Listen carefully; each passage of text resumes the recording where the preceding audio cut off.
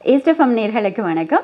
இப்போ நாங்கள் இந்த சமூக வலைத்தளங்களுக்கு போனோம்னு சொன்னால் இருக்கிற செய்திகளில் எந்த செய்தியை நம்புறது எதை நம்ப இயலாது அப்படின்னு சொல்லி ஒரு கன்ஃபியூஷன் இருக்கு. என்னென்னு சொன்னால் அந்த அளவிற்கு போலியான செய்திகளினுடைய ஆதிக்கம் அப்படின்னு சொல்லலாம். அதை உறுதிப்படுத்துகின்ற விதமாகத்தான் இப்பொழுது வேர்ல்டு எக்கனாமிக் ஃபோரத்தினுடைய அறிக்கை கூட வெளியாகி இருக்கின்றது. அதில் பார்க்கும்போது வருகின்ற 2 ஆண்டுகளில் இந்த மக்களுக்கு அதிக அச்சுறுத்தலாக இருக்கக்கூடிய விடயங்களில் முதலிடத்தில் இருக்கின்றது இந்த போலியான செய்திகள் தான். அந்த முதல் 5 இடங்களை நாங்கள் இப்பொழுது பார்க்க போகிறோம். 5வது இடத்தில் இருக்கக்கூடியதுன்னு சொல்லி பார்த்தால் இணைய ஊடுருவல் ஒரு அச்சுறுத்தலாக இருக்குமாம். 4ஆம் இடத்தில் சமூக பிளவுகள் இருக்குமென்னு சொல்லி கூறப்பட்டிருக்கிறது. 3ஆம் இடத்துல நாடுகளுக்கு இடையேயான மோதல் ஒரு அச்சுறுத்தலாக இருக்குமாம். 2வது இந்த கடுமையான வானிலை நிகழ்வுகள் அப்படின்னு சொல்லி கூறப்பட்டிருக்கிறது.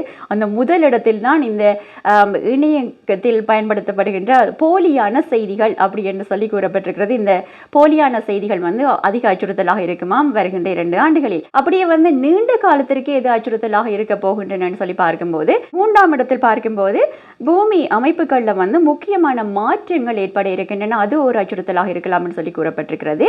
2ஆம் இடத்தில் இந்த பல்லுயிர் இழப்பு சுற்றுச்சூழல் அமைப்புல ஒரு சரிவு இருக்க போகின்றது அப்படின்னு சொல்லியும் கூறப்பட்டிருக்கின்றது.